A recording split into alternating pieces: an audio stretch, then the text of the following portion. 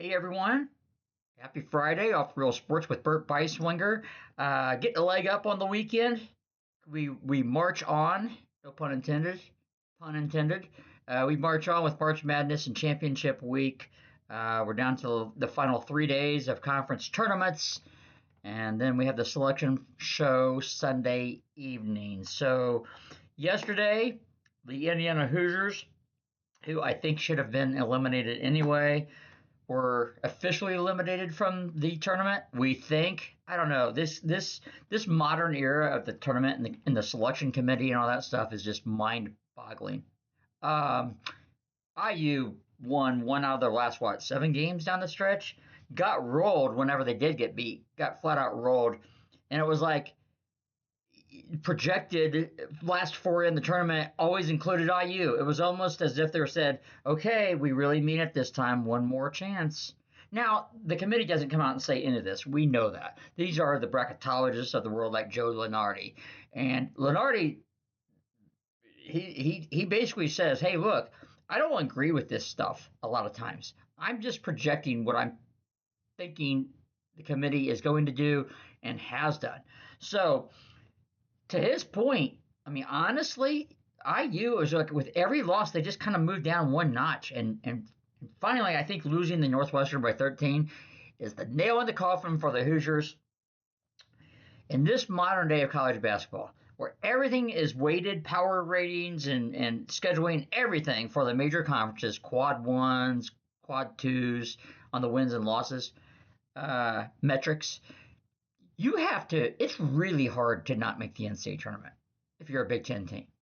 Really hard. You got to be a bad team. And same thing with like the SEC right now. I mean, because the SEC has really taken steps forward in the last couple of years as far as the number of teams that are getting in the tournament. They're not as strong this year, but they'll still get 10. I mean, Auburn, the argument was Auburn or Alabama. Hey, how about both of them out? Get them out of here. Who do we put in instead? I don't know. Belmont, 26-5 out of the Missouri Valley, 25-6, whatever the record was. Who cares? Put in teams that actually have winning records in their conference. I think that's a criteria that I would like to see changed. 7-11 in your conference and you get in, and that happens.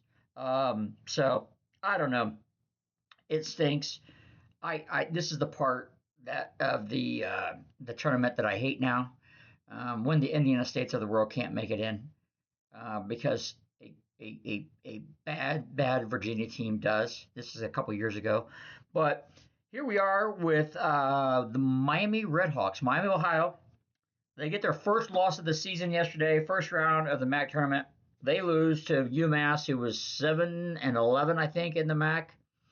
So not a good loss. Miami, Ohio, people are now wondering, will they make the tournament? Okay, well, here's the deal. As a guy who's always banging the drum for deserving mid-majors, Miami, Ohio should make the tournament. Not for necessarily the fact that I think they're one of the stronger mid-majors out there over the years that should not get snubbed. They went undefeated in the regular season. And I don't care what, and I know the Mac's not what the Mac was in the late 80s through the 90s, through the early 2000s, what have you, where guys were getting drafted in the NBA lottery out of the Mac like 4 or 5 years in a row. That's not what the Mac is anymore. The Mac is truly a victim of a couple things. The conference not caring about basketball more than they should, because they spend way too much caring about football, but also just at IL and portal, you can't keep good players in the MAC. So it's really stinks to watch mid-major basketball right now with the lack of continuity and what have you. Having said that, Miami, Ohio is undefeated. They should be in. They will be in. But I was thinking about what if they don't make it? Will this be among the biggest snubs in recent memory for a mid-major? And I don't know. I kind of feel like it will be up there because, they're undefeated. But I was thinking about other teams like the Indiana State team 2 years ago. They were one of the top offensive efficient teams in the country, 3-point shooting. A couple of those guys ended up transferring to Texas after that year. The coach and the center went to St. Louis, and they're having a phenomenal year this year. So Robbie Avila. So that Indiana State team was a big snub. They were better than this Miami team. So I would put them up there. What's ironic is if Indiana State had won the Missouri Valley Championship that year, Drake with basically the same record. They were like 25-6 or whatever, 26-5. Drake with Darian DeVries as their coach, Tucker DeVries as a player, both at IU now, they would have been snubbed. So that was the ridiculousness of that year. Is both those teams should have been in. They weren't in. Let's see, what else? My Ball State Cardinals, 1998. They had Bonzi Wells. He was a second-team All-American.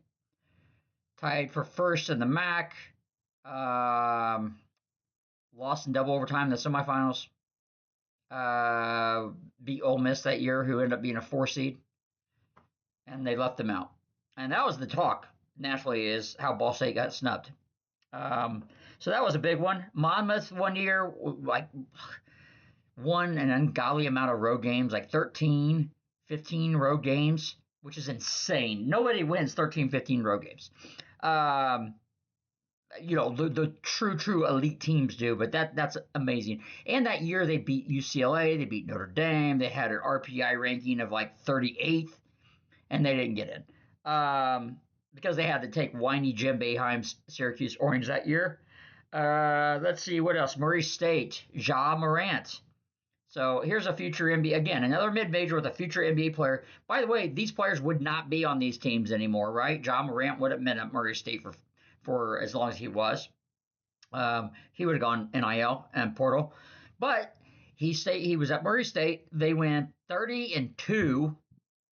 And here you have a lottery pick NBA player, and they didn't get in because they said, well, your just strength of schedule wasn't good enough. So that was a bad one. I feel like I'm missing someone else, but there's a few.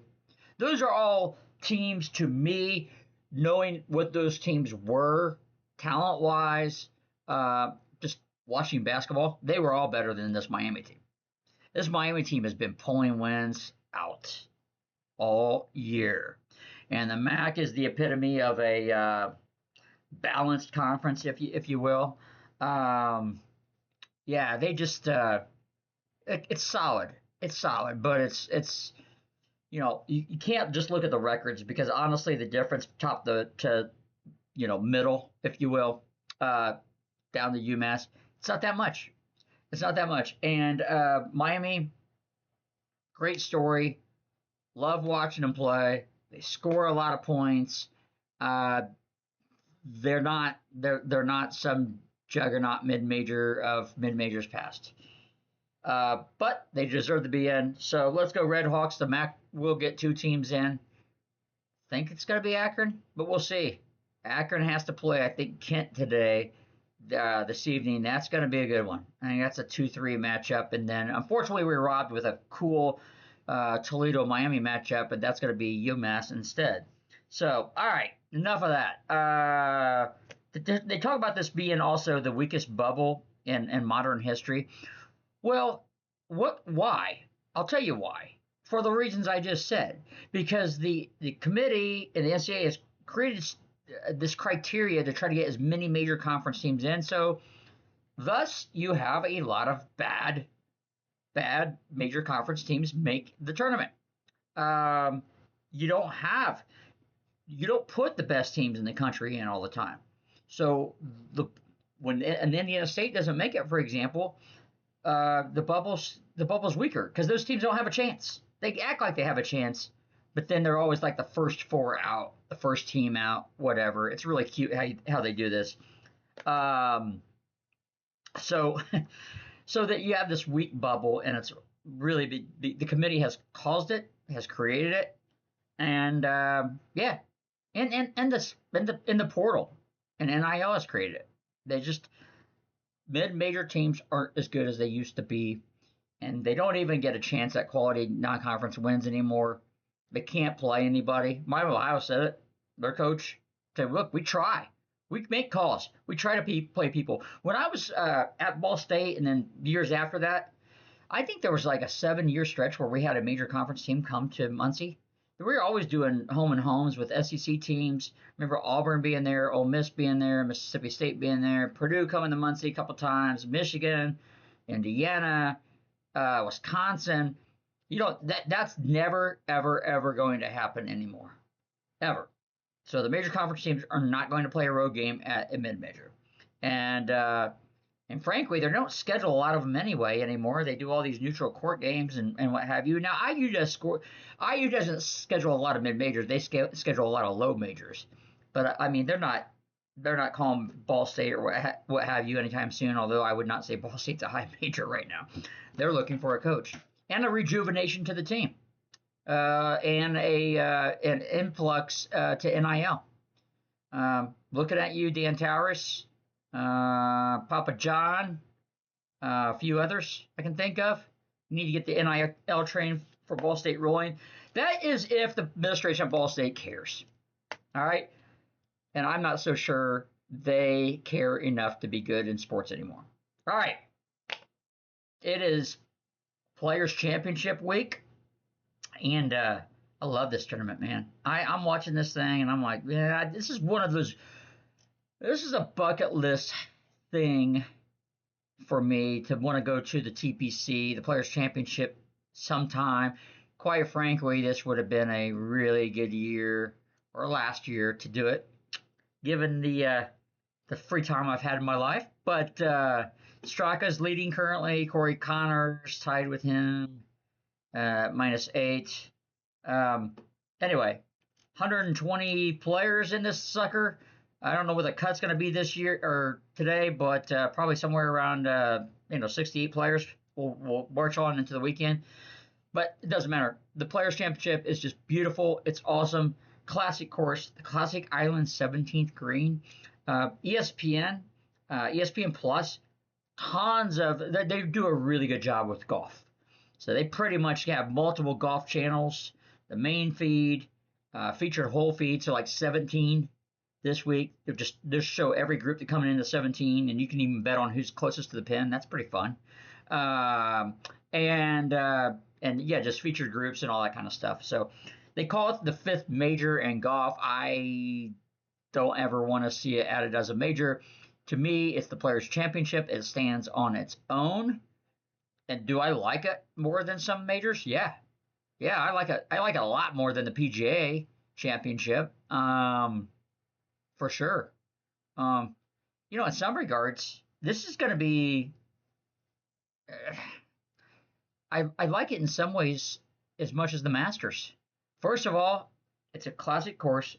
It's got a classic look, and it's got a fantastic field. The Masters is the Masters.